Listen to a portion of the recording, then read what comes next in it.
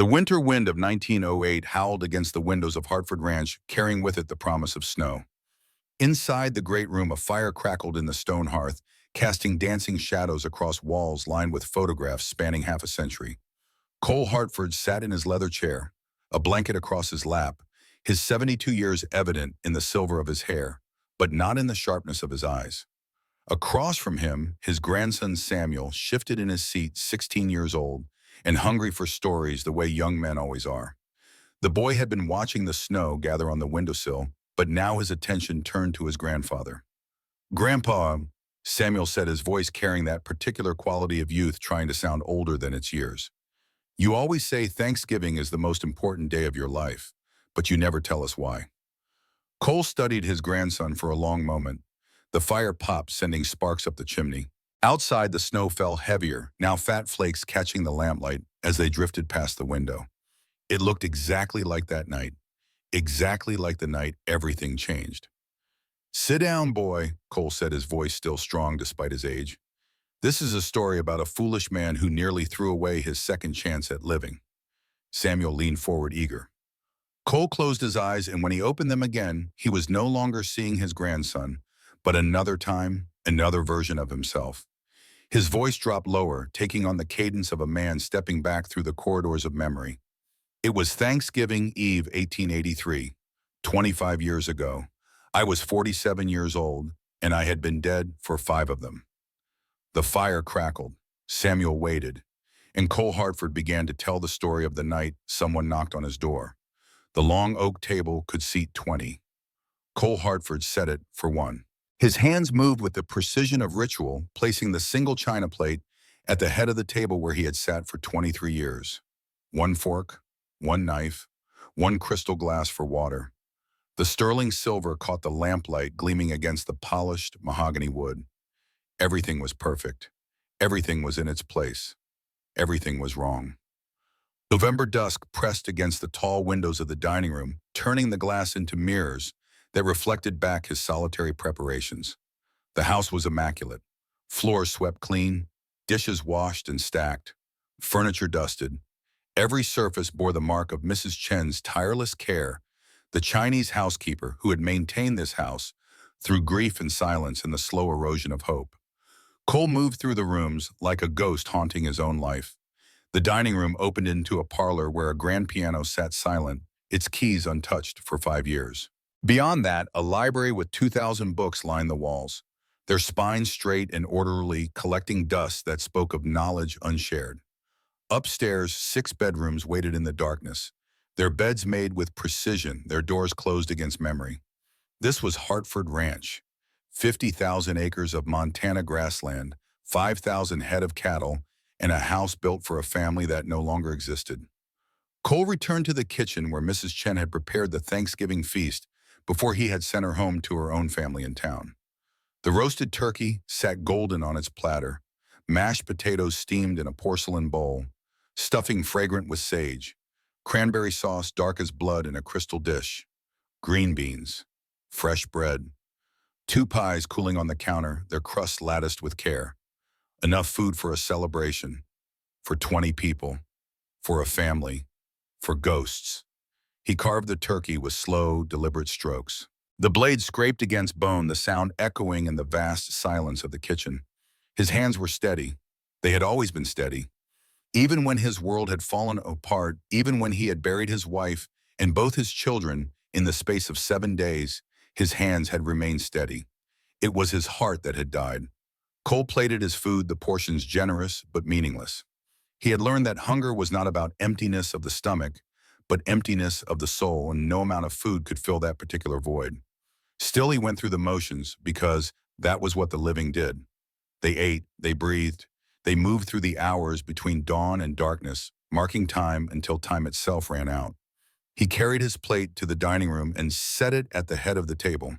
20 empty chairs surrounded him, their carved backs like silent witnesses to his isolation. The chandelier above, imported from Boston at enormous expense, cast its crystalline light across the feast. Catherine had loved that chandelier. She had stood beneath it on their wedding night, her face glowing with joy, and promised him that this house would always be full of life. He had believed her then. Cole sat down. The chair that had been his for 23 years creaked slightly under his weight. He bowed his head and lips moving in a silent grace he no longer believed reached anywhere beyond the ceiling. The words were habit, not faith, but he spoke them anyway because Catherine would have wanted him to. When he opened his eyes, his gaze fell on the mantel across the room. There among the silver candlesticks and the carved wooden clock his father had given him, a photograph lay face down. He had turned it that way 5 years ago, and he had never turned it back. Some mornings he forgot it was there. Other mornings it was the first thing he saw. The only thing he saw, and those were the mornings when the weight of breath itself seemed too much to bear. He forced himself to eat. The turkey had no taste. The potatoes might have been dust. He chewed mechanically, swallowed, repeated. This was survival, not living. But he had forgotten the difference. Through the window, the first snow of the season began to fall. Fat flakes drifted down from a darkening sky, catching lamplight as they passed. They fell soft and silent, blanketing the world in white, covering everything with the illusion of purity. Winter was coming early this year.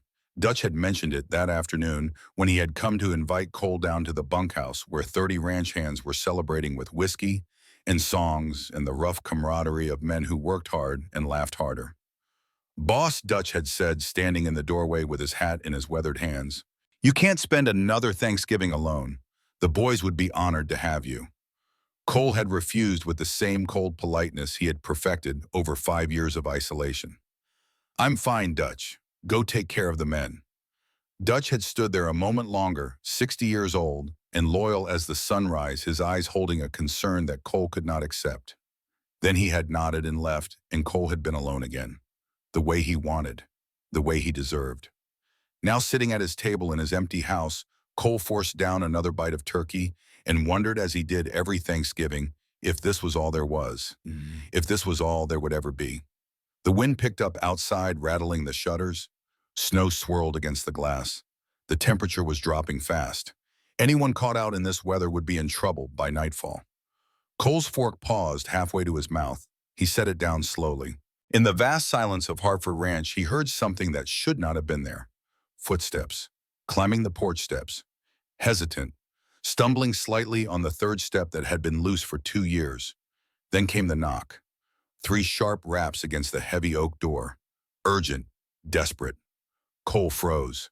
His hand gripped the edge of the table until his knuckles went white. No one came here. Not anymore. The town had learned over 5 long years to leave Cole Hartford alone. His isolation was respected, his grief a barrier more effective than any fence. Even Dutch knew better than to disturb him once he had been dismissed. So who would be knocking now as darkness fell and the storm gathered strength? The knocking came again, louder this time, more insistent, a rhythm that spoke of desperation, of need of someone at the end of their rope and grasping at any possibility of salvation. Cole remained seated. Every instinct screamed at him to ignore it, to let them go away. To let them find help somewhere else, anywhere else. He had done his time helping people. He had opened his home, and his heart and loss had been his reward. He would not do it again. He could not do it again. But the knocking came a third time, and something in its cadence, the pleading quality that transcended sound and became pure human need, made his feet move against his will. He stood, walked to the door. His hand trembled as it reached for the handle, a tremor that had nothing to do with cold and everything to do with fear. Fear that opening this door would crack the careful walls he had built. Fear that whoever stood on the other side would bring chaos into his ordered emptiness. Fear that he might be forced to care again. Cole Hartford opened the door. A woman stood on his porch swaying. Behind her, 3 children huddled together against the wind, their small bodies pressed close for warmth that their threadbare clothes could not provide. The woman was gaunt, her cheekbones sharp beneath skin, drawn too tight across her face. Her dress of faded calico that had once been blue hung loose on her frame, speaking of meals skipped and hardship endured. Her hair, dark and wild, had escaped its pins and whipped around her face in the wind. But it was her eyes that stopped Cole's breath. They held the desperate brightness of someone who had walked too far on too little hope. Someone who had knocked on this door knowing it might be their last chance. The children were worse. The oldest, a girl of perhaps 8, tried to stand straight, tried to look brave, but her lips were colorless and her eyes too large in her thin face. A threadbare shawl wrapped around her shoulders offered no protection against the Montana winter. She held the hand of a boy younger, maybe 6, who shivered violently in a coat that had been patched so many times it was more thread than fabric. His teeth chattered audibly. And clinging to the woman's skirt with small fists, a tiny girl no more than 3 stood silent. No crying, no complaining, just the enormous brown eyes of a child too young to understand their situation, but old enough to know that something was terribly wrong. Those eyes. Cole's breath caught in his throat. Those eyes were the exact color of Abigail's. The same warm brown, the same shape. For one terrible, beautiful moment, time collapsed, and he was looking at his daughter, Bagan, his baby girl who had died in his arms while he begged God for mercy that never came. "Please, sir." The woman's voice cracked dry as desert sand. Her hand gripped the porch rail to steady herself. "My children haven't eaten in 2 days. I saw your light from the road.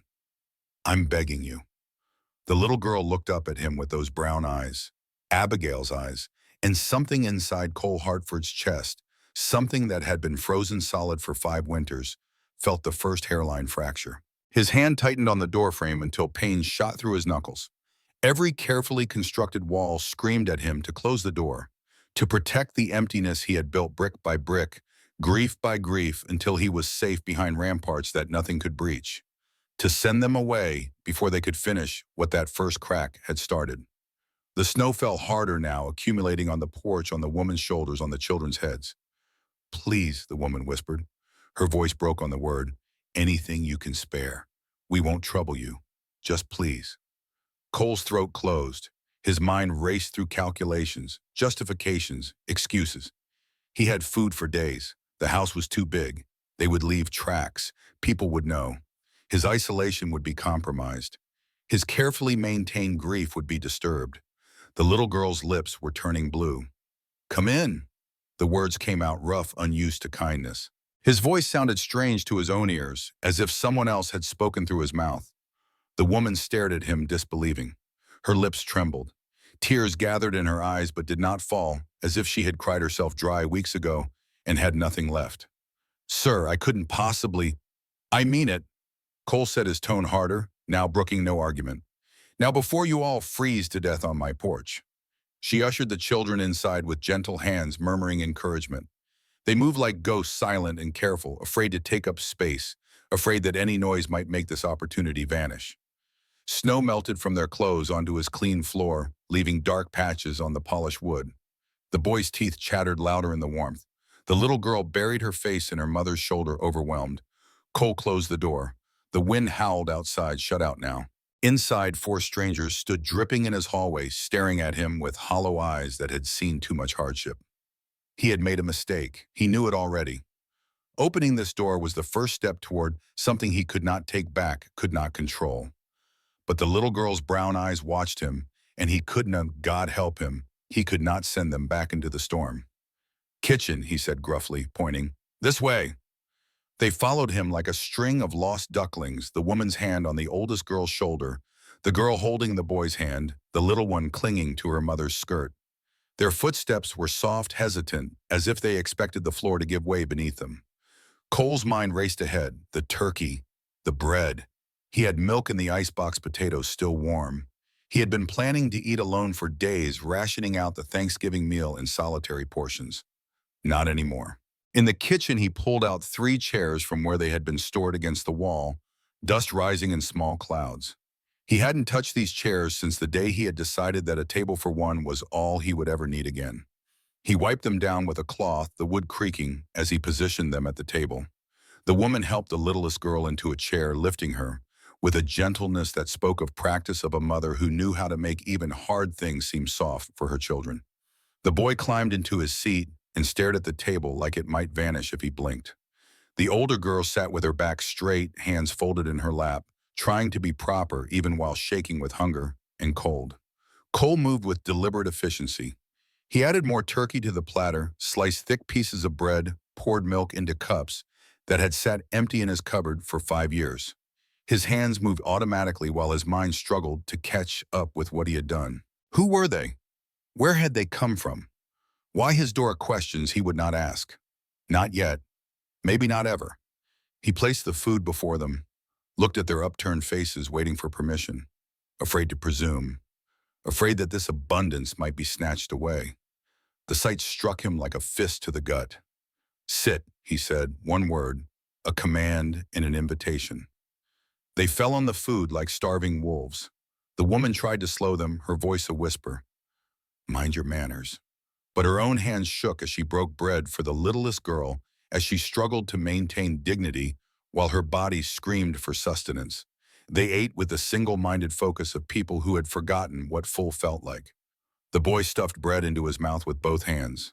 The older girl tried to eat slowly, tried to be ladylike, but hunger won, and she devoured slice after slice of turkey. The little one, too young for restraint, smeared mashed potatoes across her face and laughed, actually laughed, a sound of pure joy that rang through the kitchen like a bell.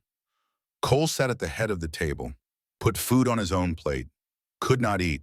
He watched them instead, something twisting in his chest, something painful and alive that he had thought long dead. The boy noticed the photograph on the mantel in the next room visible through the doorway. Face down, but the frame was distinctive, ornate silver that caught the lamplight. "Who's that picture of the boy asked between bites, his mouth still full. Cole's jaw locked.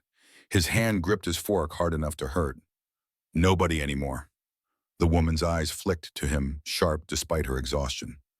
Understanding passed across her face. She touched her son's hand gently, a mother's correction delivered without words. "Hush, Ben. Eat." So the boy was Ben. The woman had a name too surely, probably the girl's. But Cole did not ask. Names made things real. Names meant connection. Names meant the possibility of loss. The littlest girl's eyes drooped. She fought at her mouth, still working on a piece of bread, but sleep was a battle she could not win. Her head lowered to her arms, and within seconds, she was breathing the deep, even breaths of a child finally safe enough to rest. The woman, the mother, watched her daughter sleep. Tears gathered in her eyes, trembling on her lashes. But they did not fall. She had cried too much already, Cole thought. She had nothing left for tears. She looked at him across the table, this stranger who had opened his door when he could have left it closed. "We'll leave at first light," she said quietly. Her voice was educated, he realized. Refined. This was not a woman born to poverty, but someone who had fallen into it. "I swear it. We won't impose on your kindness past tonight." Cole looked at the sleeping child, at the boy still eating like the food might disappear, at the older girl who had finally relaxed enough to slump in her chair, exhaustion written in every line of her small body. Something shifted behind his eyes, a decision he did not want to examine too closely. He said nothing, just nodded once curtly. But he knew, God help him, he knew he would not sleep tonight. Because somewhere between opening the door and watching them eat, he had let them in. Not just into his house, but into the carefully guarded emptiness he had been protecting for 5 long years. The clock on the mantel in the next room ticked toward midnight. Outside, the storm intensified, wind howling like wolves, snow piling against the windows. At Cole Hartford's table, for the first time in half a decade, more than one chair was filled. And upstairs in the darkness, in the room where he kept his father's things, an old journal lay closed on a desk. Inside, in Marcus Hartford's strong handwriting, words written 30 years ago, "A ranch is not just land and cattle, son. It's legacy. You build it for the next generation.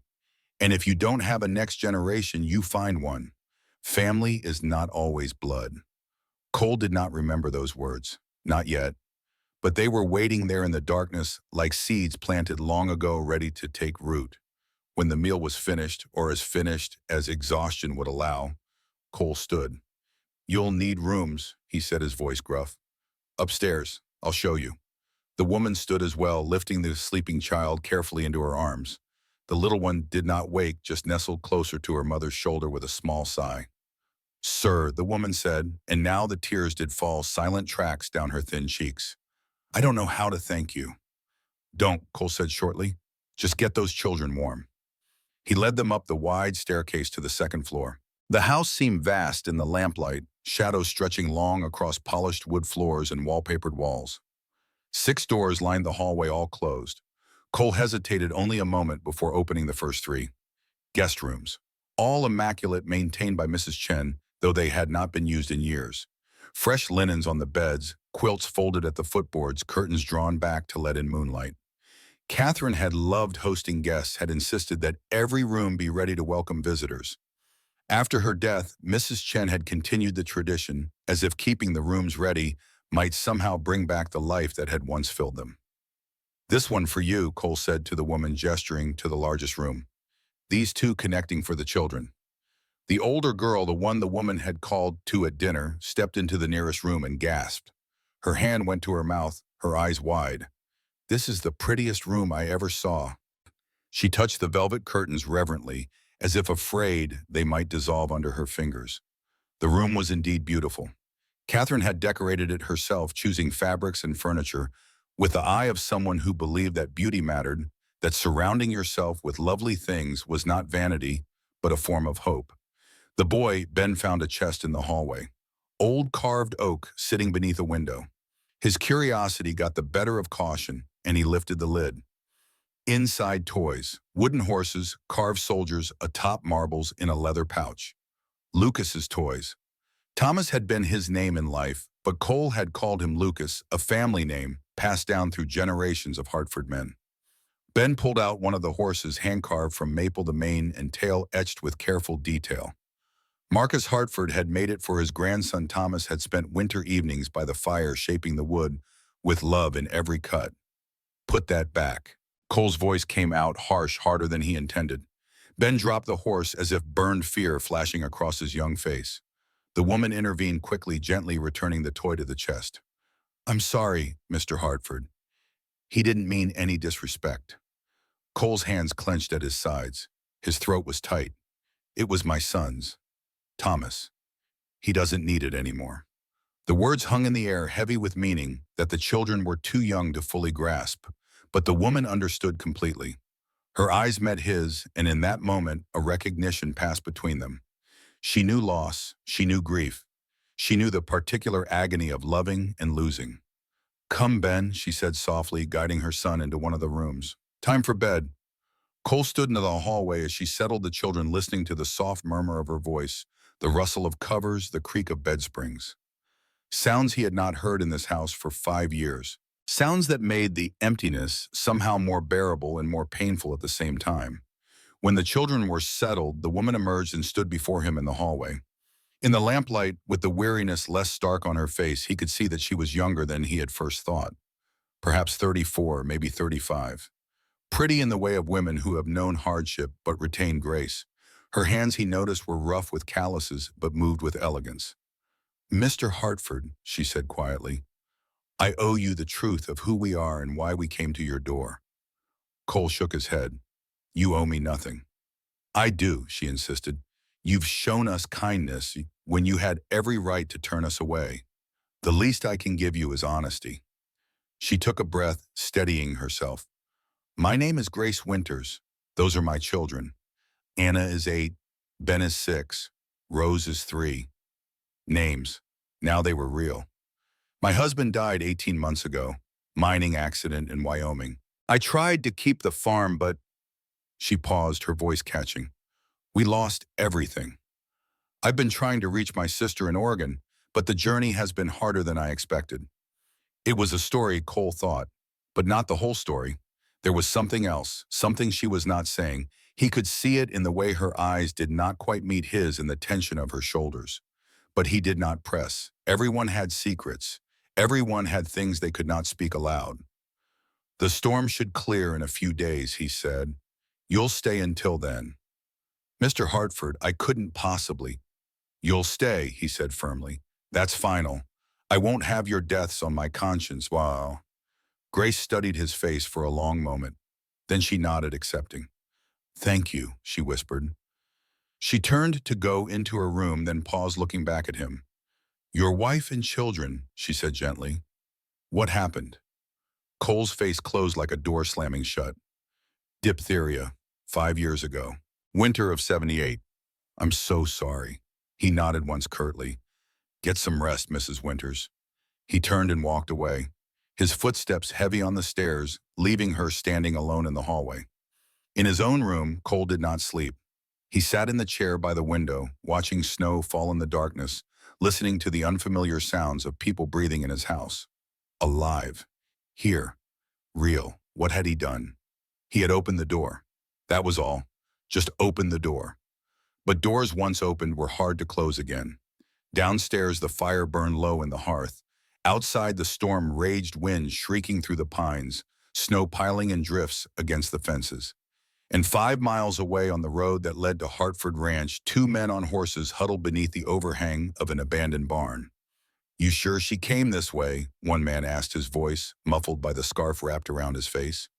"Trail leads here," the other replied, "but with this storm could have gone anywhere. Pike's going to be angry if we lose her." "Pike's always angry. Come on. We'll check that big ranch up ahead. Hartford's place." "The cattle baron. She wouldn't go there. Woman like her, she'd be too proud to ask a rich man for help." "Maybe, but let's check anyway. If she's there, Pike will want to know." They urged their horses forward into the storm, moving slowly through the accumulating snow. Behind them, their tracks filled in as fast as they were made, erased by the wind. Inside Hartford Ranch, Grace Winters stood at her window watching the snow fall. She had not told Cole Hartford everything, had not told him about Vernon Pike, had not told him about the debt that followed her like a shadow, had not told him that she was not just traveling to Oregon, but running as fast and as far as three exhausted children could manage. She touched the window glass, felt the cold radiating through. Somewhere out there, Pike's men were searching. They always were. She had stayed ahead of them for 6 weeks, moving from town to town, sleeping in barns and abandoned cabins, taking odd jobs for food when she could. But tonight, desperate and at the end of hope, she had seen the lights of this ranch and made a choice. Knocked on a door, asked for help. She had expected rejection, had braced for it. What she had not expected was the look in Cole Hartford's eyes when he saw Rose. A look of such profound pain and recognition that it had stolen her breath. This man understood loss. This man knew what it meant to lose everything, which made him either the safest person she could have found or the most dangerous. Because a man who had survived loss might have the strength to help her, or he might have learned that the only way to survive was to care for nothing and no one ever again. Grace pressed her forehead against the cold glass and prayed for safety, for guidance, for the storm to hide their tracks, for Vernon Pike to ride past this ranch and never look back. But prayers she had learned were not always answered the way you hoped. In the guest room next door, Anna lay awake, her sister Rose sleeping peacefully beside her. Ben was in the next room, already snoring softly. Anna stared at the ceiling, at the shadows cast by moonlight through lace curtains, and thought about the man who had fed them. He had looked at Rose with such sadness, like he was seeing a ghost. Anna was 8 years old, but she had learned to read faces the way some children learn to read books. She had learned it from watching her mother, from seeing the fear that lived behind her smiles. She had learned it from the men who sometimes followed them, men who asked questions in towns they passed through. She knew they were running from something, someone. Her mother had never said it directly, but Anna understood. And now they were in this big house with this sad man, and Anna did not know if they were finally safe or if they had just traded one danger for another. She pulled the quilt up to her chin. It was soft and warm, probably the finest thing she had ever touched. The bed was comfortable. The room was beautiful. For the first time in weeks, her stomach was full. But Anna did not let herself relax. Not completely. Because in her short life, she had learned that safety was temporary and comfort could vanish as quickly as it appeared. Still as sleep finally pulled at her, she allowed herself one small hope. Maybe, just maybe, they could stay a little while. Maybe this Mr. Hartford with his sad eyes and his big empty house would let them rest before they had to run again. The storm howled through the night. Snow piled against the windows, against the doors, against the fences that marked the boundaries of Hartford Ranch. By morning, the world would be white and new tracks erased, paths obscured. Inside the house, 5 people slept in rooms that had been empty for too long. 4 of them slept the deep sleep of exhaustion, finally allowed to rest. The 5th, Cole Hartford, sat awake in his chair by the window, watching the snow fall and feeling the first cracks spread through the ice that had encased his heart for 5 long years. He did not know their real story yet, did not know about Vernon Pike or the debt or the danger that followed them, did not know that opening his door had done more than invite strangers in from the cold. It had put him directly in the path of a reckoning that had been building for 18 months. But that knowledge would come soon enough. For now, as the clock struck 2 in the morning and the house settled into the deep quiet of winter night, Cole Hartford sat watching the snow and felt something he had not felt in 5 years. Not hope, not yet, but the possibility of it. And for the first time in 5 years, the photograph on the mantel did not feel like an accusation, but a memory. Not a weapon of grief, but a reminder that once before loss, there had been love. Outside, the storm raged on. Cole Hartford woke to a sound he had not heard in 5 years. Children's laughter. He lay in his bed disoriented, caught between sleep and waking. For one brief, cruel moment, he thought it was Thomas. Thought 5 years had been nothing but a nightmare, and he would wake to find them all still alive, still here, still filling this house with the noise of living. Then reality crashed back like ice water. He sat up, his heart pounding against his ribs. The laughter came from downstairs, high and clear, a child's pure joy cutting through the morning silence. Cole dressed quickly, his movements sharp with confusion and something else, something that felt dangerously like territorial anger. This was his house, his space. He had given them shelter for the night, but that did not mean they had permission to make themselves at home, to fill his carefully maintained emptiness with their presence. He stopped at the bottom of the stairs, his hand gripping the newel post. Grace Winters stood at his stove making coffee. She had found the pot, the grounds done it all without asking. She moved with the efficiency of a woman accustomed to making do, to finding her way in unfamiliar kitchens. Her dress, the same faded calico from last night, had been brushed clean. Her hair was pinned back neatly. In the morning light, she looked less desperate and more determined. Anna, the older girl, was setting the table. She had found the everyday dishes, not the fine china from last night, and was placing them with careful precision. The boy, Ben, sat on the floor near the fireplace, and in his hands was the wooden horse. Thomas's wooden horse, the one Cole had told him to put back. Cole's chest tightened. "Was this yours, Mr. Hartford?" Ben looked up at him, holding the carved toy with careful hands, as if it were made of glass. There was no defiance in his face, only curiosity and something that looked like wonder. Cole's throat went dry. "It was my son's." The words came out rougher than he intended, harsher. Ben's face fell. He started to return the toy to where he had found it, his movements quick with fear of having done wrong. "Thomas," Cole heard himself say. The name felt strange on his tongue after 5 years of silence. His name was Thomas. He was 6 when he could not finish, did not need to. Ben looked up at him again, this time with understanding far beyond his years. "I'm sorry about Thomas, Mr. Hartford." Something in Cole's chest cracked wider. He cleared his throat. "It's just a toy, should be played with." Ben's face lit up like sunrise. He made the horse gallop across the floor, adding sound effects, bringing life to something that had been static for too long, normal, alive. Everything this house had not been for years. Grace appeared at Cole's elbow, 2 cups of coffee in her hands. She offered him one. "I hope you don't mind," she said quietly. "I couldn't sleep, and I thought—" "It's fine," Cole said, taking the cup. The coffee was good, strong, made the way he liked it, though he had no idea how she could have known that. They stood in an awkward silence for a moment, sipping coffee, watching the children. Rose was awake now, sitting at the table, her small legs swinging as Anna helped her with a napkin. "The storm," Cole said. "I need to check how bad it is." He moved to the window, pulled back the curtain. What he saw made his jaw tighten. White, everywhere. Snow had piled in drifts against the house, against the barn, against every structure on the ranch. The world had been erased, replaced with a blank canvas that would take days to clear. The wind still howled, though not as fiercely as last night. This was not a storm that would pass quickly. The door opened. Dutch Calloway stamped snow from his boots and stepped inside, bringing a blast of cold air with it.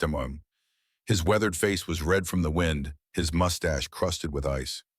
"Boss," he said, pulling off his hat. Then he saw the family in the kitchen. His eyebrows rose. "Travelers?" Cole said quickly. "Caught in the storm." Dutch's eyes moved from Grace to the children and back to Cole.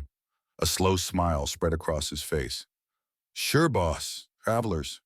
The way he said it made clear he did not believe a word. "Storm's bad, worst I've seen in a decade. We're snowed in proper. 4, maybe 5 days before we can get to town." 5 days. Cole's stomach dropped. 5 days of this. 5 days of children in his house of laughter and noise and life disrupting the careful order of his grief. "The men all right?" he asked. "Fine. Bunkhouse is warm. We got plenty of food." "But boss?" Dutch glanced at the children again, then back to Cole. His voice dropped lower. Might want to know. 2 riders came by the South Line shack this morning, before the worst of the storm hit, asking about a woman with 3 kids. Cole's blood ran cold. He looked at Grace. She had gone pale, her coffee cup trembling in her hands. What did you tell them? Cole asked, his voice carefully controlled. Told them we hadn't seen nobody. They rode toward the mining camps. Dutch paused. They didn't believe me, boss. I could see it in their eyes. They'll be back. Grace set down her cup with a clatter. We have to leave. Today. I won't bring danger to your door, Mr. Hartford. Storm's too dangerous, Cole said flatly. Those men are more dangerous. Her voice was sharp, now edged with fear. You don't understand. They won't stop. They'll come back, and when they do, they'll be dealing with me. Cole's tone left no room for argument. This is my land, my decision. You stay. You can't. The hell I can't. Now sit down and eat breakfast before it gets cold. Grace stared at him, her eyes searching his face for something. Understanding, maybe. Or certainty. Whatever she found there made her shoulders sag slightly in defeat or relief. Why? She asked quietly. Why do you care what happens to us? Cole had no answer for that. Or rather, he had too many answers and none of them made sense. Because Rose had Abigail's eyes. Because their desperation reminded him that there were worse things than grief. Because for the first time in 5 years, his house did not feel like a tomb. Because I've lost enough, he said finally. I won't lose. I won't watch more people suffer when I can prevent it. It was not the whole truth, but it was truth enough. Dutch cleared his throat. I'll be heading back to the bunkhouse, boss. You need anything, send word. After he left, breakfast was a quiet affair. The children ate with less desperation than last night, but no less appetite. Cole watched them, these strangers who had somehow become his responsibility in the space of 12 hours. After breakfast, Ben approached him with the tentative hope of a child testing boundaries. Mr. Hartford, could you show me the horses? Anna hissed at him. Ben, don't bother, Mr. Hartford. But Cole surprised himself. I've got time. Come on, boy. Grace's eyes widened. Mr. Hartford, you don't have to. I know, Cole said. He looked at Ben. Bundle up. It's cold out there. The barn was a 20-yard walk from the house, but the wind made it feel like miles. Ben trudged through snow that came up to his knees, his face set with determination. Cole had to admire the boy's grit. Inside the barn, the air was warmer, heavy with the smell of hay and horses and leather. 8 stalls lined each wall, most of them empty. Cole's breeding stock was pastured on the South 40 during summer and fall, brought in only for winter. But he kept 4 horses here year-round. His riding horse, a gelding named Copper, a mare for Mrs. Chen when she came out from town, and 2 thoroughbreds worth $500 each. Ben's eyes went wide. These are the prettiest horses I ever saw. Thoroughbreds, Cole said. Brought them up from Kentucky 3 years ago. Ben approached the nearest stall with appropriate caution. The mare inside a chestnut beauty named Duchess nickered softly. Can I touch her? Hold your hand flat. Let her smell you first. Ben did as instructed, his small hand trembling slightly. Duchess snuffed at his palm, then allowed him to stroke her nose. The sound that came from Ben's throat was pure joy. My pa promised to teach me about horses, Ben said quietly, still stroking Duchess. But he died before he could. Mining accident. The tunnel collapsed and he stopped, his voice catching. Cole's hands clenched at his sides. Another mining accident. Another family destroyed by the hunger for silver or gold or whatever cursed metal men died pursuing. I'm sorry, son. Mama says he's in heaven now, that he's watching over us. Ben looked up at Cole with eyes too old for 6. Do you think that's true, Mr. Hartford? Cole thought of Catherine and Thomas and Abigail, thought of all the prayers he had sent heavenward that had echoed back unanswered. I think, he said carefully, that your pa loved you, and that love doesn't just disappear. It was the best he could offer. Ben seemed satisfied with it. Will you teach me about horses? The request caught Cole off guard. Teach him, pass on knowledge, do for this what his father could not. His mind flashed back unbidden to another time. Another barn. His father, Marcus Hartford, weathered and strong at 46, showing a young Cole how to gentle a wild colt. You pass knowledge down, son. Marcus had said, his hands sure on the rope. That's how ranches survive generations. That's how families endure. You teach the young ones everything you know, and then they teach theirs, and on it goes. Legacy isn't just land. It's wisdom shared. Cole had been 12 years old, eager to learn, soaking up every word his father spoke. Now standing in this barn with another man's son, looking up at him with hopeful eyes, Cole felt the weight of his father's words settling on his shoulders like a familiar coat. "All right," he heard himself say. "I'll teach you, while you're here." Ben's grin could have lit the whole barn.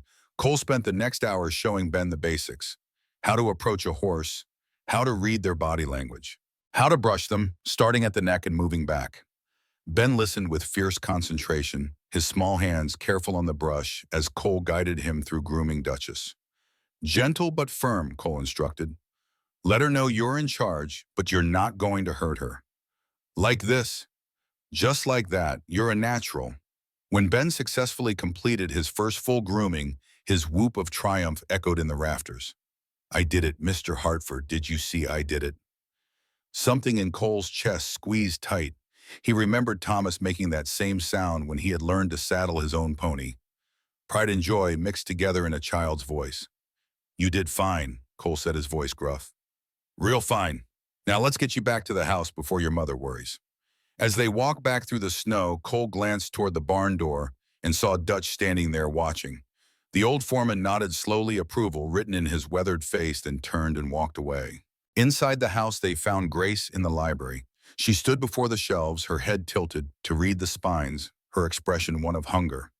Not physical hunger this time, but something deeper. Intellectual starvation.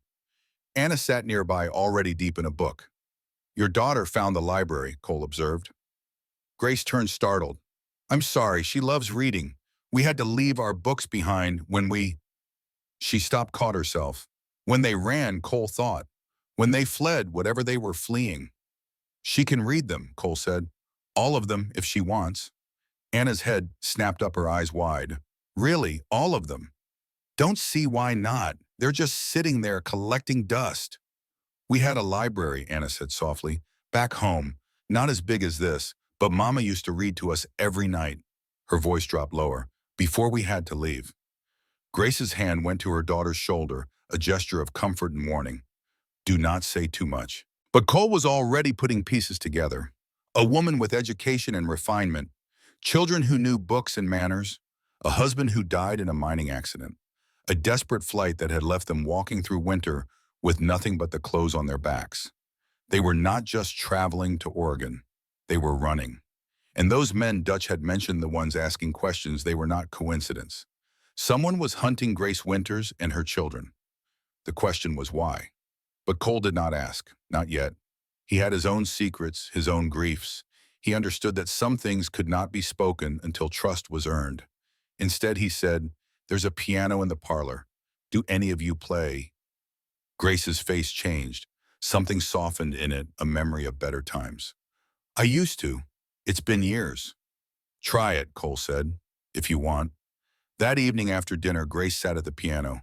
Her hands trembled as they touched the keys. She played a scale tentative testing. Then she began. Chopin, Nocturne in E-flat major. The music filled the house like water filling a dry well. It poured into corners that had been silent for too long, spilled down hallways and up staircases, brought life to rooms that had been tombs. Cole stood in the doorway, his eyes closed, his hands gripped tight on the doorframe. Catherine had loved Chopin, had played this exact piece on evenings when the ranch work was done and the house was quiet. He had stood in this same doorway, watching her fingers move across the keys, watching her face glow, with the simple joy of making something beautiful. Tears tracked down his face. He did not try to hide them. When the music ended, silence filled the space it had occupied. Grace's hands remained on the keys, her head bowed. "My wife," Cole said, his voice rough. "She loved that piece." Grace turned to look at him. "I'm sorry, I shouldn't have—" "No." He stepped into the room. "It's good to hear it again. To remember that beauty exists." Their eyes met across the space of the parlor. Something passed between them. Recognition of shared loss. Understanding of what it meant to lose and keep living anyway. May I see her picture? Grace asked softly. Your family. Cole hesitated. Then he walked to the mantel where the photograph still lay face down. His hand shook as he picked it up. For 5 years, he had not been able to look at this image. Now, with a stranger watching, he turned it over. Catherine smiled at the camera, holding little Abigail. Thomas stood beside them, gap-toothed and grinning, full of the confidence of a 6-year-old who believed the world was good and life was long. They were beautiful, Grace whispered. She looks kind. She was, Cole said. Too kind. That's what killed her. Grace waited, sensing there was more. Diphtheria outbreak in the mining camps winter of '78. Catherine volunteered to help nurse the sick. She had training, had worked with a doctor before we married. I told her it was too dangerous, but she said those people needed help. His voice broke. She brought it home.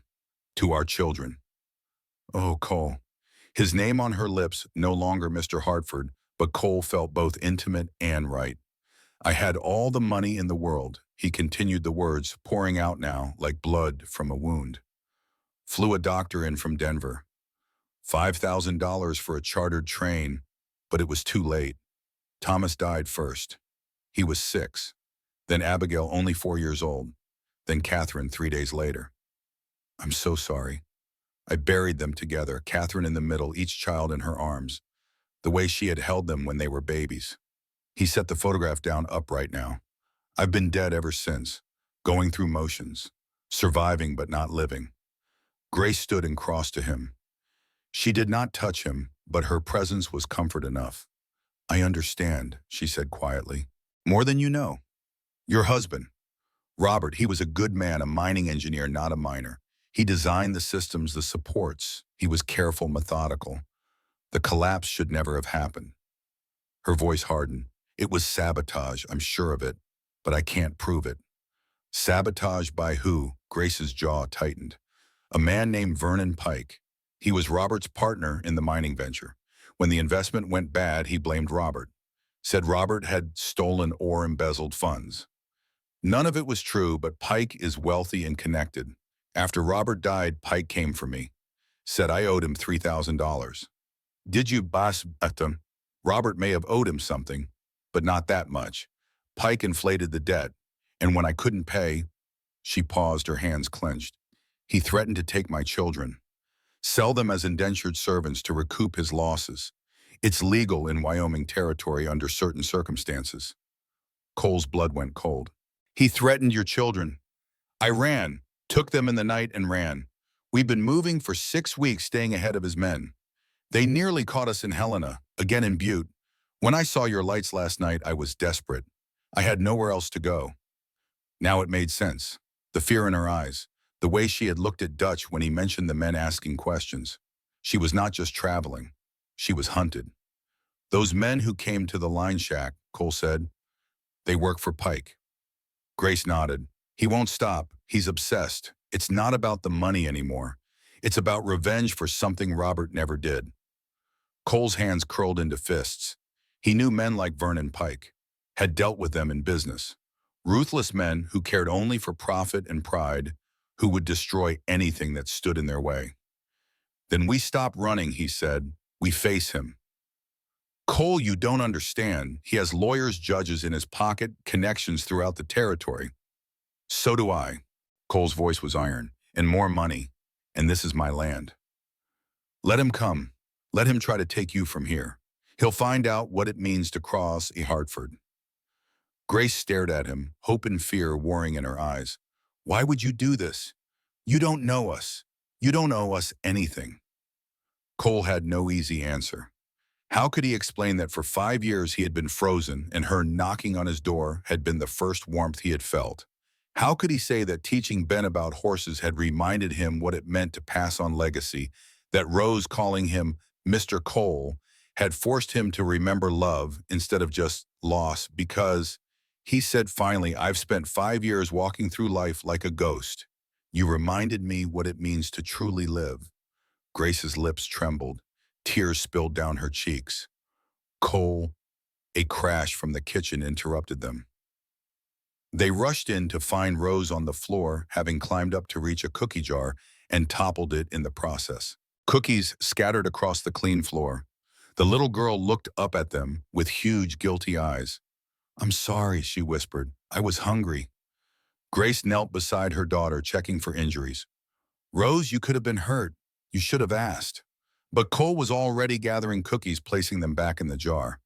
"No harm done, and anyone who wants a cookie just needs to ask. No climbing required." Rose's face brightened. "Really? Really, but next time let your mother know first."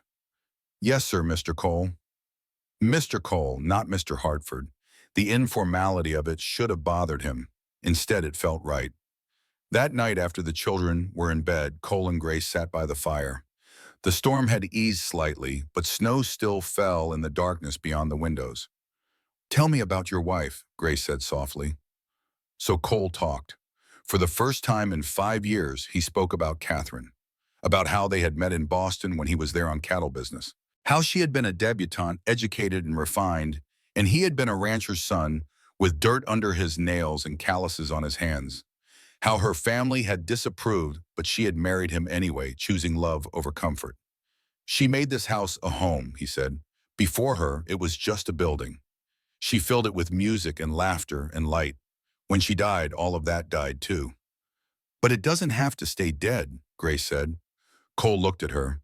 In the firelight, with her dark hair loose around her shoulders and her eyes soft with understanding, she looked like hope itself.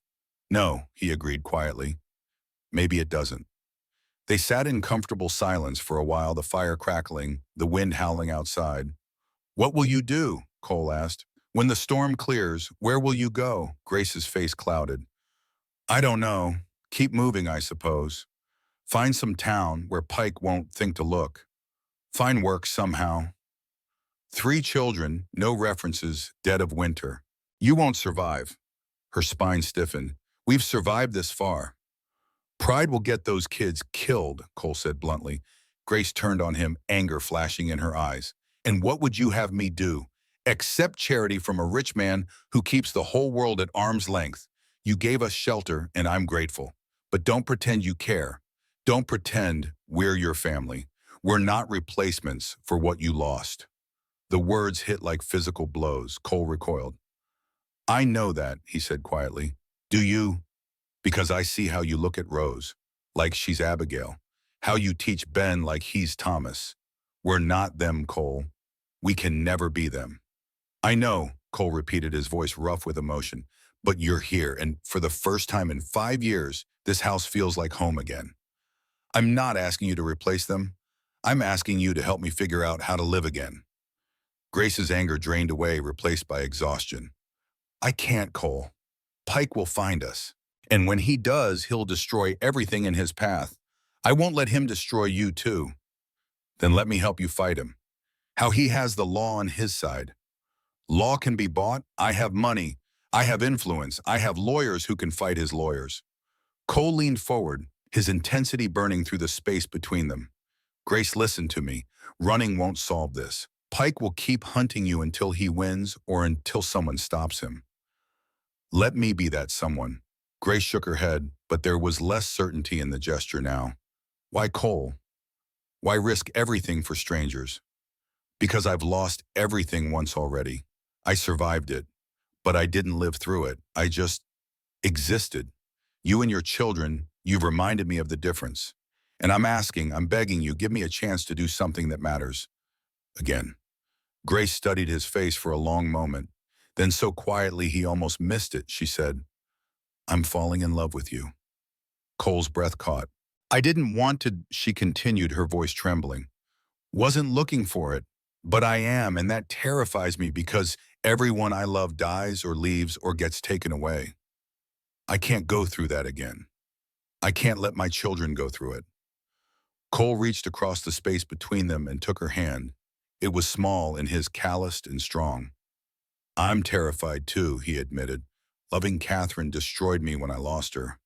For 5 years I've told myself I could never risk that again. But Grace, I think the alternative is worse. I think living without love, living without connection, living without hope, that's not living at all. It's just waiting to die." Tears spilled down Grace's cheeks. "What if Pike wins? What if he takes everything?" Then we'll face it together. But I won't let you run anymore. I won't let you face this alone. Grace pulled her hand back, stood abruptly. I need to think. I need to. She fled upstairs, leaving Cole alone by the dying fire.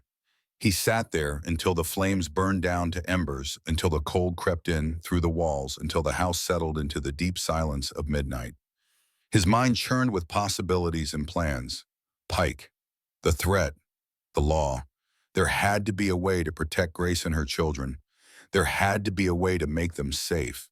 But even as he thought through strategies, another part of his mind kept returning to her words. I'm falling in love with you. When had that happened? Somewhere between the knocking and the coffee and the piano and 1,000 small moments of shared understanding. Or had it been instantaneous the moment he had opened the door and seen a woman fighting to save her children? Cole Rose climbed the stairs to his room. He did not sleep. Instead, he sat by his window and watched snow fall in the darkness and thought about love and loss and the terrifying courage it took to risk your heart again. Upstairs in her room, Grace stood at her window and watched the same snow. Her children slept in the rooms nearby, safe and warm for the first time in weeks. Below Cole Hartford sat awake a man who had offered her protection and possibly something more. She wanted to accept. God, how she wanted to accept. To stop running. To let someone else carry the burden for a while. To allow herself to feel safe. But safety was an illusion. She had learned that when Robert died, when Pike had come with his threats and his lawyers, when she had been forced to flee in the night with nothing but her children and the clothes on their backs. Still the temptation whispered to her, stay, trust him, let him help, let yourself love and be loved. Grace pressed her forehead against the cold glass and prayed for wisdom she did not possess. Outside 5 miles away in a crude shelter at the edge of Hartford's land, 2 men huddled around a small fire. We'll check the ranch proper tomorrow, one said. Storm's easing. Hartford will have to venture out eventually. And if she's there, then we send word to Pike. He'll want to handle Hartford personally. Rich man thinks he can interfere in Pike's business. He'll learn different. They settled in to wait patient as wolves, knowing that eventually their prey would show themselves. Inside Hartford Ranch, 5 people slept. 4 of them dreamed of safety and warmth and the possibility of home. The 5th, Cole Hartford, dreamed of Catherine and Thomas and Abigail, but for the first time in 5 years, the dream did not end in darkness. It ended with a knock on a door and the door opening and light spilling out into the storm. Dawn broke cold and clear, the storm finally spent. The world was white and pristine, unmarked snow stretching to the horizon. It was the kind of morning that promised new beginnings or final endings, depending on which side of fortune you stood. Cole woke with purpose. He had made his decision in the night. Grace Winters and her children would not run anymore. Not while he drew breath. Not while Hartford Ranch stood. He dressed and went downstairs to find Grace already in the kitchen making breakfast. Their eyes met. Something had changed between them in the night. Some invisible line had been crossed. Good morning, she said softly. Morning. He poured himself coffee. Grace, I've been thinking. So have I. There's a way to protect you legally, a way that Pike can't touch. She turned from the stove, hope and fear mingling in her expression. How? You work for me, officially, as household manager. I draw up a contract, pay you a wage, establish you as Montana Territory resident. If Pike tries to pursue the debt, he has to go through Montana courts, not Wyoming. Different jurisdiction. And I have friends in the territorial government. Grace considered this. That would take time. Residency requirements. 6 months minimum. Can you stay that long? The question hung between them, heavy with implications beyond mere legal strategy. 6 months, Grace repeated. And then what? Then you're free to go if you want. Or, Cole stopped unsure how to finish. Or, Grace prompted, or you could stay, permanently, if you wanted. The children's footsteps thundered on the stairs, ending the conversation before Grace could answer. But as she turned back to the stove, Cole saw the small smile that curved her lips. Maybe that smile said, maybe. The day passed in domestic routine that felt both strange and right. Ben helped Cole with the horses. Anna read by the fire while Rose played with the wooden toys she had found. Grace and Mrs. Chen, who had made her way through the snow that afternoon, despite Cole's protests, worked in the kitchen, talking quietly as women do when forming the bonds of understanding. Mrs. Chen had been with the Hartford family for 15 years, had loved Catherine like a daughter, and now she watched Grace with cautious approval. But beneath the surface, calm tension built. Because outside, visible through field glasses from the upstairs window, two riders circled the perimeter of Hartford land, watching, waiting. Dutch reported it to Cole in the barn. "They're still out there, boss, waiting for something, for her to leave, maybe." "She's not leaving," Cole said flatly. Dutch grinned. "Didn't think so. You want me to run them off?" "Not yet. Let them watch. Let them report back to Pike that she's here. Then we'll see what he does." "You're using her as bait." "I'm forcing his hand. Pike thinks he can intimidate and threaten from a distance. Time he learned that some men don't intimidate." Dutch studied his boss for a long moment. "Good to see you fighting again, Cole. Been too long." That night after dinner, after the children were in bed, Cole found Grace in the library. She stood before the shelves, but he could tell she was not really seeing the books. "They're still out there, aren't they?" she asked without turning. "Pike's men." "Yes." "So it's starting. The moment I feared." Cole crossed to her, stood close enough to feel her warmth. "Let it start. I'm ready." Grace turned to face him. In the lamplight, she looked younger than her 34 years, but her eyes held the weight of all she had endured. "I've decided," she said. "I'll take your offer. The position, the contract. 6 months. And after we'll see if we're all still alive." She tried to smile, but it came out bitter. "We will be," Cole promised. "I swear it." Grace reached up and touched his face, her fingers gentle on his cheek. "Don't make promises you can't keep, Cole Hartford." "I never do." They stood there in the quiet of the library, two damaged people trying to believe that maybe, just maybe, they could build something from the ruins of their losses. Outside, the moon rose over Hartford Ranch, casting silver light across endless snow. The two watchers remained at their post, patient and cold, waiting for the moment to strike. And 5 miles beyond them in the town, a telegram arrived for Vernon Pike. 3 words that would change everything. "She's at Hartford's." The telegram reached Vernon Pike at his hotel in Butte City at precisely 9 o'clock in the evening. He read it 3 times, his jaw tightening with each pass, his knuckles white around the thin paper. "She's at Hartford's." 3 words that ignited a fury he had been nursing for 18 months. Pike was a man who believed in order, in debts paid, in accounts settled. Robert Winters had died owing him money, or so Pike told himself in the dark hours when doubt crept in. The mine collapse had been unfortunate, perhaps even tragic, but business was business. The widow should have paid, should have understood that obligations did not die with the debtor. Instead, she had run. And now she had run straight into the protection of Cole Hartford, the wealthiest cattle baron in Montana Territory. A man whose influence stretched from Helena to Washington, whose friends included senators and judges and territorial governors. Pike crushed the telegram in his fist. Hartford thought his money made him untouchable, thought he could harbor fugitives and face no consequences. The fool had no idea what he had invited into his home. "Clem," Pike's voice cut through the hotel room like a blade. His man appeared in the doorway, hat in hand. "Boss, get the men together. All of them. We ride for Hartford Ranch at dawn." Clem's eyes widened. "Boss, Hartford's got 30 men on that ranch, all armed, and he's connected. You sure you want to? I don't pay you to question me." "Get the men." After Clem left, Pike stood at the window staring out at the winter night. His reflection stared back a man of 45 who looked older, worn down by obsession and the gnawing certainty that the world had wronged him. Robert Winters had been his partner, his friend once. But when the mining venture had failed, when investors had started asking questions about missing funds, Robert had looked at Pike with suspicion in his eyes, had started keeping separate books, had been preparing to expose Pike's creative accounting. The mine collapse had been convenient, too convenient. Pike sometimes wondered if Robert had known in those final moments, as the timbers gave way, that his partner had weakened the supports deliberately. But that was in the past. What mattered now was that Grace Winters knew too much, suspected too much, and she had run before Pike could silence her permanently under the guise of debt collection. Now Hartford stood in his way. So be it. Pike would crush them both. He poured himself a whiskey and began planning his next move. Back at Hartford Ranch, Cole woke before dawn to find Grace already in the kitchen.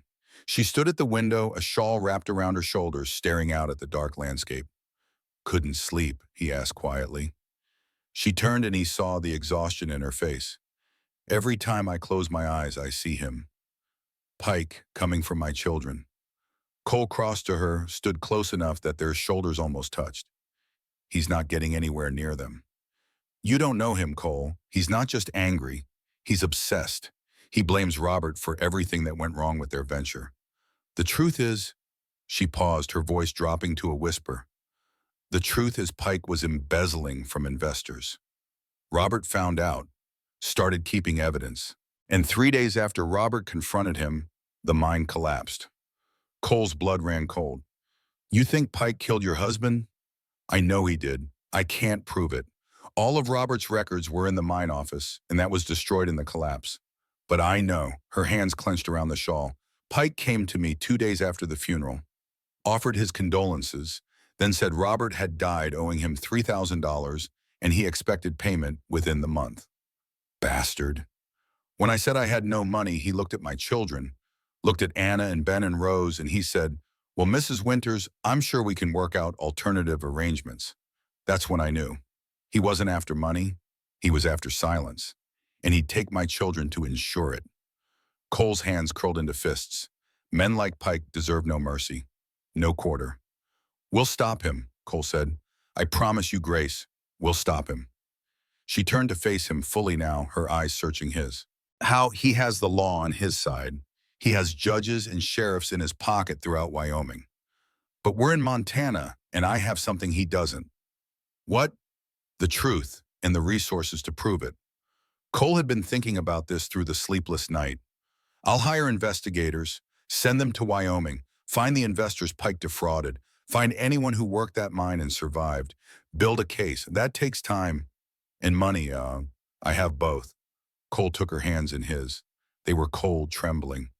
"Grace, trust me. Please, let me do this." For a long moment, she said nothing. Then so quietly, he almost missed it. "I do trust you. That's what terrifies me." The day passed with agonizing slowness. Dutch reported that Pike's men had multiplied. 4 riders now circled the ranch, staying just beyond rifle range watching. "They're waiting for something," Dutch said. "Or someone." "Pike himself," Cole guessed. "He'll come. Man like that won't trust this to hired hands." By afternoon, Cole had made his decision. He called his lawyer Blackwell in from town. Together, they drafted a contract of employment for Grace Winters, household manager. Salary of $60 per month, an enormous sum. Residency established at Hartford Ranch, Montana Territory. When Grace signed her name at the bottom, her hand shook. But she did it. "There," Blackwell said, blotting the ink. "Legally, you're now a resident of Montana Territory under Cole Hartford's employ. Any action Pike takes against you requires Montana jurisdiction." "Will it be enough?" Grace asked. Blackwell's expression was grave. "Depends on how far Pike is willing to go. If he comes with legal papers, this will stop him. If he comes with guns..." He left the thought unfinished. That night, Cole gathered the ranch hands in the bunkhouse. 30 men weathered and loyal who had worked Hartford land for years. Some had been there when Catherine was alive, when the house had been full of laughter. "Boys," Cole began, his voice carrying to every corner, "we've got trouble coming. A man named Vernon Pike from Wyoming. He's after Mrs. Winters, and her children claims they owe him money, claims he has legal right to take them." Murmurs rippled through the assembled men. "Now I've hired Mrs. Winters. She works for me, lives on my land, under my protection. Far as I'm concerned, Pike has no claim here. But he may not see it that way. He may come with men. He may come looking for a fight." Dutch stepped forward. "What are you asking, boss?" Cole met his foreman's eyes. "I'm asking if you'll stand with me. If you'll help me protect a woman and 3 kids who've got nowhere else to go. I'll understand if you don't. This isn't your fight." Silence fell. Then one of the older hands, a man named Garrett, stood. "Boss, you took me in when I had nothing. Gave me work when no one else would. I'll stand." Another stood. "Me too." Then another and another, until all 30 men were on their feet. "We're with you, boss," Dutch said, and his voice held the weight of absolute loyalty. Hartford Ranch doesn't abandon its own." Cole's throat tightened. "Thank you, all of you. As the men dispersed to take up watch positions, Dutch pulled Cole aside.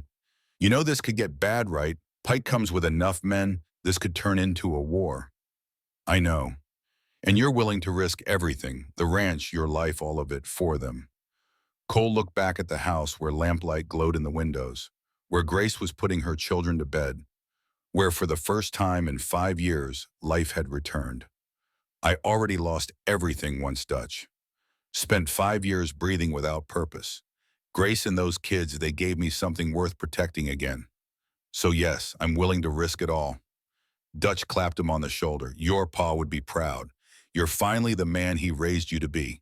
That night, Cole sat in his study, the door closed, staring at the papers on his desk. Employment contract, property deeds, his will, which he had not looked at in years. A soft knock interrupted his thoughts. Come in. Grace entered, closing the door behind her. She wore one of Catherine's old dresses that Mrs. Chen had altered for her. It fit well, the deep blue bringing out the color in her eyes. The children are asleep, she said. I wanted to thank you for everything you're doing. You don't need to thank me. I do. You're risking so much for us. Your safety, your reputation, maybe even your life. She crossed to the desk, her movements graceful despite her exhaustion. Why, Cole, tell me the truth. Why are you doing this? Cole set down his pen. How could he explain? How could he put into words the way her knock on his door had cracked open? Something he thought permanently sealed. The way Ben's wonder at the horses had reminded him of his own son. The way Anna's hunger for knowledge echoed Abigail's. The way Rose's brown eyes had forced him to remember love instead of just loss. Because, he said slowly, choosing each word with care, 5 years ago I lost my family. I thought the only way to serve was to never care about anyone again. To lock myself away and just exist. But you came here, you and your children, and you showed me I was wrong. Survival isn't living, and I'm tired of being dead inside. Grace's eyes glistened with tears. What if Pike wins? What if he takes us anyway? He won't. But what if he does? What if you sacrifice everything and it's not enough? Cole came around the desk. He took her hands in his, held them tight. Then at least I'll have tried. At least I'll have fought for something that matters. Grace, I loved Catherine with everything I had. When she died, it destroyed me. But these past days with you, with your children, I've realized something. Love is worth the risk, always, because the alternative, living without love, living without connection, that's not living at all. I'm so scared, she whispered. So am I. Of losing you. The words came out raw, honest. Grace, I'm falling in love with you. Maybe I already have. And that terrifies me because I know what it means to lose someone you love. But I can't stop it. Don't want to stop it. She looked up at him, tears streaming down her face now. I love you too. God help me, I do. But Cole, everyone I love dies or leaves or gets destroyed. I can't watch that happen to you. Then don't watch. Stand beside me. Fight with me. Let's face this together. For a moment, she just stood there trembling. Then she pulled her hands from his step. I need to tell you something. About Pike, about Robert's death. She took a shaky breath. The mine collapse wasn't an accident. Pike arranged it. I'm almost certain. Robert had evidence of Pike's embezzlement, was planning to go to the authorities. 3 days later, the mine collapsed with Robert inside, and all his records were destroyed. Did you tell anyone? Who would believe me? Pike is wealthy, connected. I'm just a widow with no proof and every reason to lie. Her voice broke. So I ran, took my children and ran because I knew if I stayed, we'd all end up dead too. Cole's mind raced. Murder, embezzlement. This was far worse than simple debt collection. All the more reason to fight him, Cole said. Grace, if what you're saying is true, Pike is dangerous. Running won't stop him. He'll keep hunting you forever. The only way to end this is to face him, expose him. How dare? We find proof. We find the investors he defrauded. We find anyone who knows the truth about that mine collapse.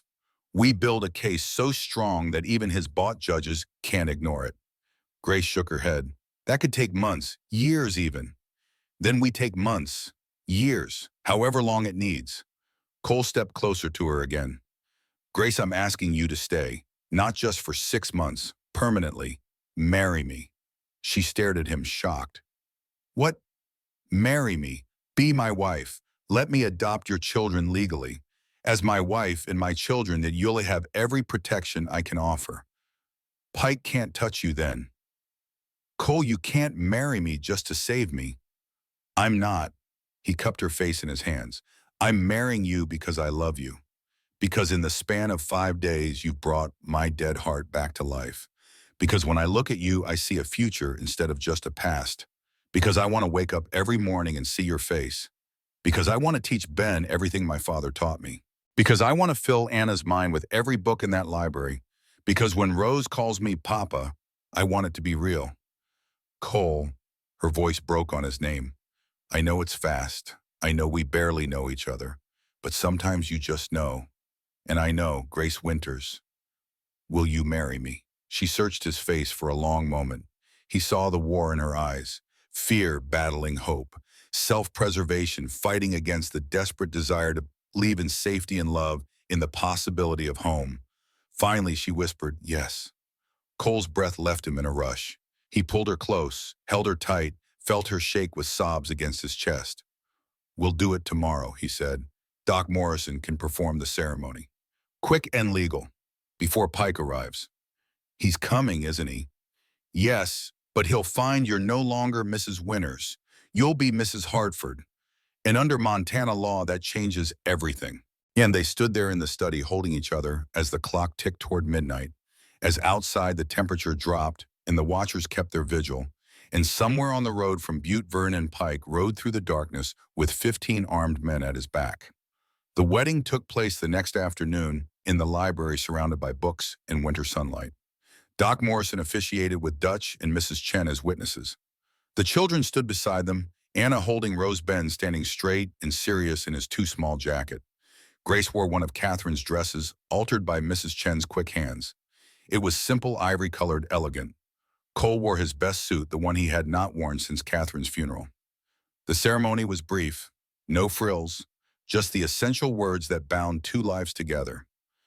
Do you, Cole Hartford, take Grace Winters to be your lawfully wedded wife? I do. Do you, Grace Winters, take Cole Hartford to be your lawfully wedded husband? Grace's voice trembled, but held firm. I do.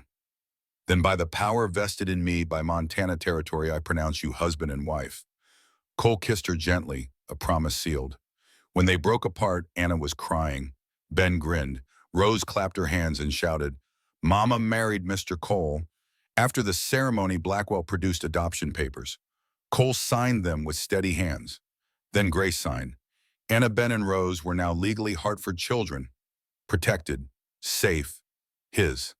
It's done, Blackwell said, gathering the papers. I'll file these with the territorial court immediately. As of this moment, Mrs. Hartford and her children are under your legal protection.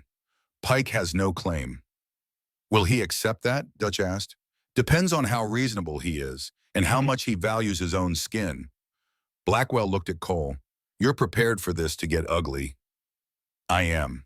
That night they held a small celebration. Mrs. Chen had prepared a feast. The ranch hands came up from the bunkhouse, toasted the new couple with whiskey, welcomed Grace and the children into the Hartford family with genuine warmth. Cole stood at the head of the table, Grace beside him, and felt something he had not felt in 5 years. Wholeness, as if pieces of himself that had been scattered were finally coming back together. Later, after the children were in bed, after the guests had departed, Cole and Grace stood together on the porch. The night was cold and clear, star brilliant overhead. What happens now? Grace asked. Now we wait. Pike will come, and when he does, we'll be ready. Are you scared? Terrified, Cole admitted, but not of Pike, of losing this, of losing you. Grace leaned against him. Then we'll be terrified together. They stood there in the cold, two damaged people who had found each other in a storm, who had chosen to fight rather than run, who had decided that love was worth the risk. Inside the house in the rooms upstairs, 3 children slept safely. Anna dreamed of books and learning. Ben dreamed of horses and wide Montana skies. Rose dreamed of nothing at all, just slept the deep sleep of a child finally truly safe. And in the master bedroom, the room Cole had occupied alone for 5 years, two beds had been pushed together. A small gesture, but one heavy with meaning. No longer separate, no longer alone. Tomorrow would bring Pike, would bring confrontation and possibly violence, would test every promise Cole had made. But tonight, Hartford Ranch was home, was family, was everything worth fighting for. The next morning broke cold and bright. Cole woke early, slipped from the bed, careful not to wake Grace, and went downstairs. Dutch was already in the kitchen, coffee brewing. "They're coming," Dutch said without preamble. Ryder just brought word. 15 men heavily armed. Pike at the lead. They'll be here by noon. Cole nodded. He had expected this. The men ready, positioned around the property. "We've got high ground, better numbers, and we're defending. But boss, if Pike wants a war, people are going to die. Then we make sure he doesn't want a war. We meet him with strength, but we offer him a way out. A chance to walk away. You think he'll take it?" "No, but I have to try." Grace appeared in the doorway, already dressed. "He's coming, isn't he?" Cole turned to her. "Yes." To his surprise, she did not look afraid. She looked determined. "Then I'll face him, let him see that I'm not running anymore." "Grace, I'm your wife now, Cole. This is my fight as much as yours. I won't hide while you risk yourself for me." Dutch cleared his throat. "I'll just go check on the men." He left quickly. Cole crossed to Grace, took her hands. "If things go wrong, they won't. But if they do, promise me, you'll take the children and run. Go to Blackwell in town. He has instructions." "Cole, promise me, Grace." She held his gaze, saw the fear in his eyes, the same fear she felt. "I promise." They had breakfast with the children, pretending everything was normal. Anna was quiet, sensing the tension. Ben chattered nervously about horses. Rose remained oblivious, more concerned with her eggs than with the coming confrontation. At 11:30, Dutch came to the house. "They're at the gate." Cole stood, put on his coat, checked his gun, though he hoped he would not need it. Grace touched his arm. "Cole, I love you. I love you too." He kissed her, brief and fierce, then walked out into the winter morning. 15 riders sat their horses at the main gate of Hartford Ranch. Pike was at the center, mounted on a fine black gelding, his face hard as Montana granite. His men flanked him, rifles visible in saddle scabbards. Cole rode out with Dutch and 10 of his best men. They stopped 20 yards from the gate, a respectful distance, but close enough to make their presence known. "Pike," Cole said, his voice carrying across the cold air. "Hartford." Pike's voice was cultured, educated. A businessman's voice wrapped around a wolf's snarl. "I believe you have something that belongs to me. I have my wife and children. They belong to no one but themselves." Pike's eyes narrowed. "Wife, how convenient. You married a fugitive debtor to protect her from legal claims. I married a woman I love and adopted her children. They're Hartford's now, Montana residents, under Montana law. She still owes me $3,000. Debt, if it exists, passed to me upon marriage. If you have legitimate claim, present it to Montana Territorial Court. We'll settle it legally." Pike's lips twisted into something that might have been a smile but held no warmth. "You think your money and your influence make you untouchable. You think you can harbor criminals and face no consequences. I think I can protect my family on my own land, and I think you should ride away before this gets ugly." Threats, Hartford. Facts. You're on my property with armed men. You have no legal authority here. No warrant, no jurisdiction. You're trespassing. And in Montana territory, we have laws about that. Pike's hand moved toward his coat. Cole's men tensed, hands moving to weapons. "Easy," Pike said, pulling out a folded document. "I have a warrant, signed by Judge Hendricks of Wyoming Territory, arresting Grace Winters for fraud and debt evasion." "Let me see it." Pike rode forward alone, handed the document to Cole. Cole unfolded it, read carefully. His jaw tightened. "This warrant is signed by Judge Hendricks," Cole said slowly, "who was removed from the bench last month for corruption. This document has no legal standing." Pike's face darkened. "That's a lie. Check with territorial authorities if you doubt me. Hendricks was caught taking bribes. Every warrant he signed in the past year is under review." Cole refolded the document, handed it back. "You have no legal claim here, Pike. Turn around and ride away." "She owes me Then take it to court, legal court, not a corrupt judge's signature. Real justice. Pike's control slipped. Justice. You want to talk about justice? Her husband stole from me, embezzled funds.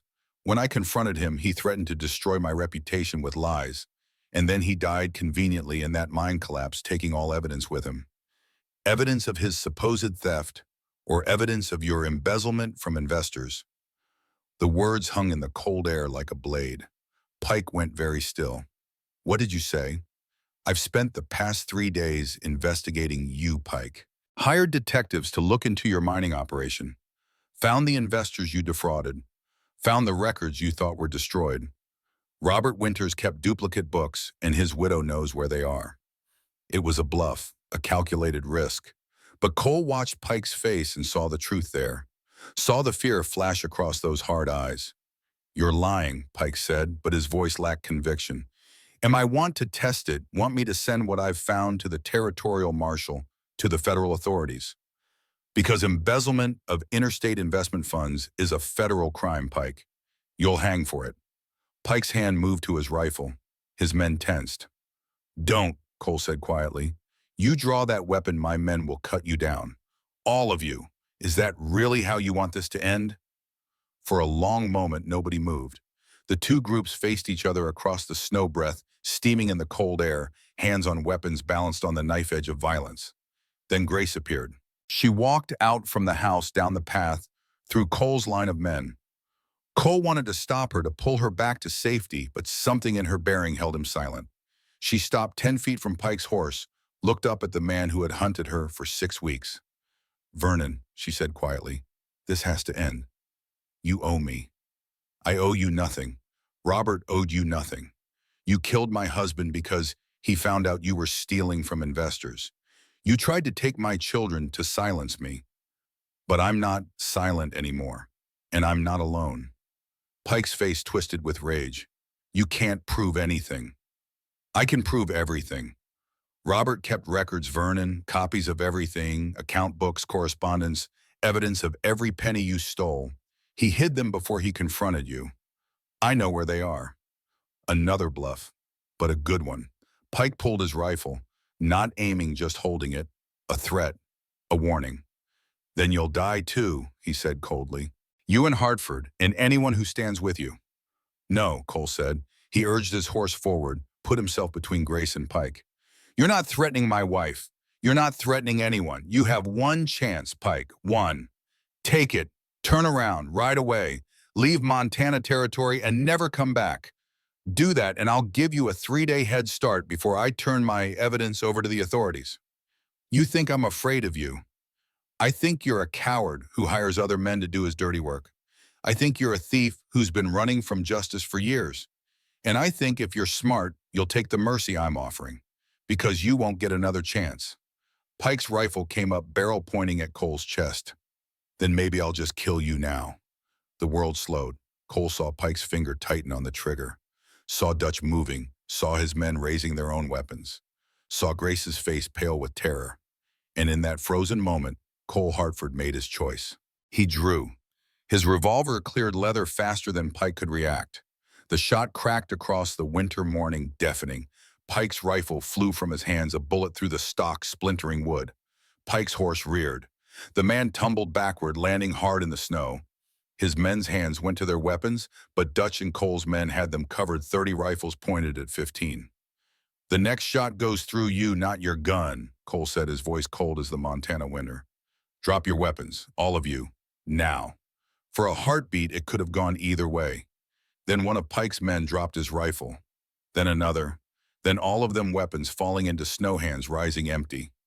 Cole dismounted, walked to where Pike lay in the snow. The man stared up at him with pure hatred. It's over, Cole said quietly. Your hunting days are done. Montana Territorial Marshal is on his way. Dutch sent word this morning. You'll answer for your crimes in a legal court. You have no proof, Pike spat. I have enough, and more coming. Investors willing to testify. Workers from that mine who know the collapse was sabotage. Your own foreman, who's ready to talk in exchange for immunity. Another bluff, but Pike was too rattled to call it. The fight went out of Vernon Pike like air from a punctured bladder. He lay in the snow, broken, defeated. The obsession that had driven him for 18 months crumbled into dust. "Take them to the barn," Cole ordered. "Hold them until the marshal arrives." His men moved in, disarming Pike's crew, leading them away. Dutch stayed beside Cole, his rifle never wavering from Pike. Grace came to Cole's side. He put his arm around her, held her close.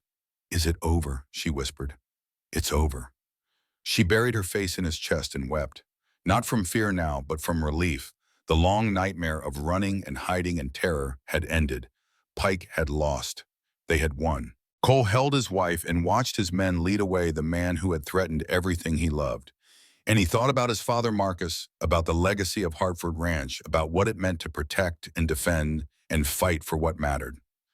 "Your pa would be proud," Dutch said quietly. Cole nodded. "I hope so." That night, after the territorial marshal had arrived and taken Pike and his men away, after the charges had been filed and the statements given, after everything had settled, Cole sat in his library with his family.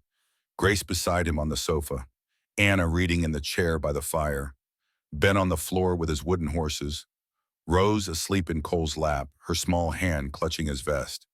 This was what he had fought for. This moment, this peace, this home. "What happens now?" Anna asked, looking up from her book. Cole smiled. "Now we live. We build a life together. A real life, a family." "Forever," Ben asked. "Forever," Cole promised. And as the fire crackled and the winter wind howled outside and his family sat safe around him, Cole Hartford finally understood what his father had tried to teach him all those years ago.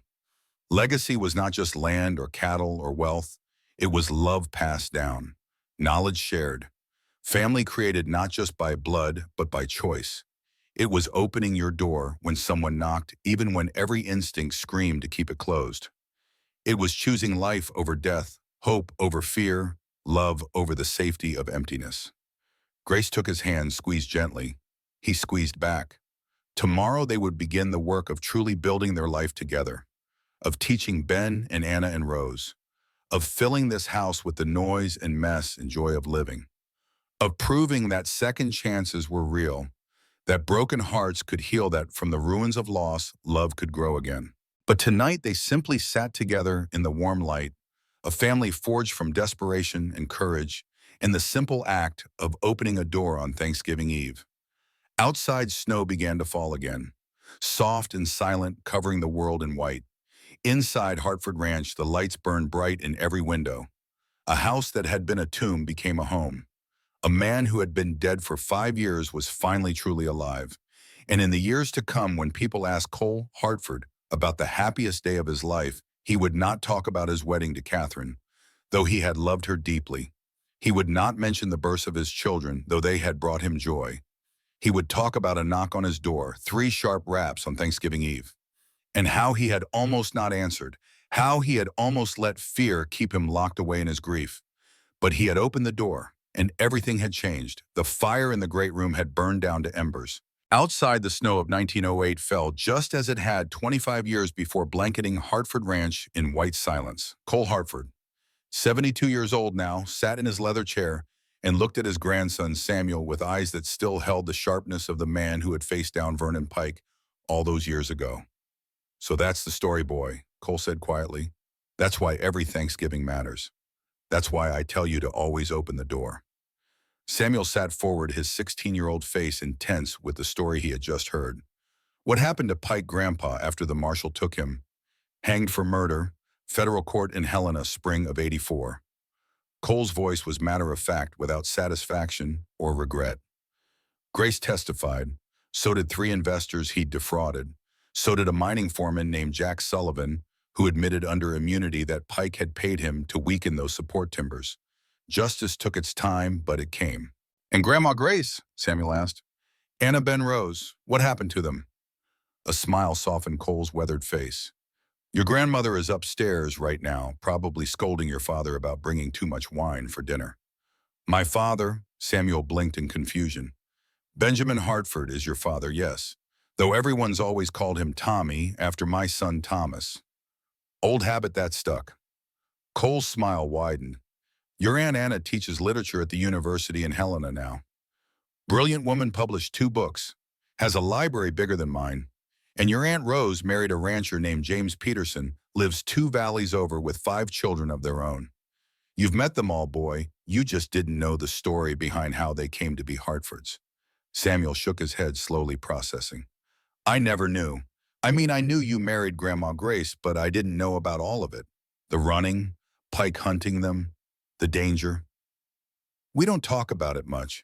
Your grandmother prefers to remember the good parts. The beginning of our life together, not the fear that came before. Cole shifted in his chair, his joints protesting age but his spirit undimmed. But you're 16 now, Samuel, old enough to understand something important. What's that, Grandpa? Cole leaned forward, his gaze intense despite his years. Life will knock on your door, boy. Sometimes it comes disguised as hardship, as strangers, as things that scare you half to death. Sometimes it comes at the worst possible moment, when you're not ready, when you think you've got nothing left to give. He paused, letting the words settle like snow. But you open that door anyway. You always open it, because behind it might be everything you never knew you needed. Behind it might be your whole future standing in the cold, waiting for you to be brave enough to let it in. But what if it's danger? Samuel asked. What if opening the door brings to trouble like it did with Pike? Then you face it, Cole said simply. You face it with courage, with love, with whatever strength you can find in yourself and in the people who stand beside you. Because the alternative son, hiding behind closed doors and locked hearts, living in fear of what might hurt you, that's not living at all. That's just marking time until you die. A door opened downstairs. The sound of many voices flooded the house at once. Children's laughter bright and clear, the rumble of men's voices, women greeting each other with warmth, the chaos of family arriving for Thanksgiving dinner. Grace's voice carried up the stairs, warm and alive, and exactly as it had been 25 years ago, though softer now with age. Cole, Samuel, they're here, dinner's ready and getting cold. Cole stood slowly, his movements careful but purposeful. He extended his hand to his grandson. Come on, boy, time to join the living. Samuel took his grandfather's hand and stood. Together they moved to the landing. Below, the great room had filled with people. Tommy, once the frightened 6-year-old Ben, now a man of 31, was helping his wife carry dishes to the dining room. Anna had arrived with her husband and 3 children, already in animated discussion about some book. Rose's family spilled through the door in a joyful chaos of winter coats and packages and children's excitement. And in the center of it all stood Grace Hartford, 59 years old now, her dark hair streaked with silver, her face lined with the years, but glowing with contentment. She looked up and saw Cole at the top of the stairs. Their eyes met across the crowded room, and in that look, past 25 years of marriage, of struggle, and triumph, of children raised and grandchildren born of life, fully and gratefully lived. Are you coming down? She called up with mock sternness. Or are you going to stand there all day telling that boy stories? Just finished the important one, Cole called back, starting down the stairs. He paused halfway, his hand on the banister, and looked around at the scene below. The table that had once been set for one now groaned under dishes prepared for 30. The house that had been a tomb now rang with life and laughter. The man who had spent 5 years dead was surrounded by the family he'd gained by opening a door on a winter night. Grace came to meet him at the bottom of the stairs, slipped her hand into his as naturally as breathing. What are you thinking? She asked softly, reading him as she always had. That I almost missed all of this, he said quietly. That night you knocked, I almost didn't answer, almost sent you away. But you didn't. No, I didn't. He squeezed her hand. Best decision I ever made opening that door. She leaned her head against his shoulder for just a moment, a gesture of affection unchanged by decades. Best decision I ever made knocking on it. Grandma, one of Rose's children, a girl of 8, came running up. Uncle Tommy says there's pie. Can we have pie? Grace laughed. After dinner, sweet girl. Now go help set the table. As the child scampered off, Grace pulled Cole toward the dining room. Come on, old man, before your family eats everything without us. Our family, Cole corrected gently. Our family, Grace agreed. They moved into the warm chaos together, and Samuel followed, watching his grandparents move through their family with the ease of people who had built something beautiful from the ruins of loss. The young man stood at the edge of the celebration for a moment, letting his grandfather's story settle into his bones. He understood now. Understood why Cole Hartford always said Thanksgiving mattered. Why he talked about doors and courage and choosing life over fear. Samuel, his father called, "Come help your old man with this turkey." And as Samuel moved to join his family, as the house filled with the sounds of love and life, as snow fell soft outside the windows, he carried with him the lesson his grandfather had taught. A knock on the door, a choice to open it, and everything beautiful that could come after if you were brave enough to let it in. Outside Hartford Ranch, the Montana winter painted the world in white and silence. But inside, three generations gathered around a table bound together not by blood alone, but by courage and love, and a choice made on Thanksgiving Eve, 25 years before. Cole Hartford sat at the head of that table, his wife beside him, his children and grandchildren surrounding him, and knew that he had been given something precious beyond measure. Not just a second chance at life, but a third generation to pass the legacy to. A grandson who would remember this story, who would understand that the greatest riches had nothing to do with cattle or land or money. The greatest riches were the people you chose to love and who chose to love you back.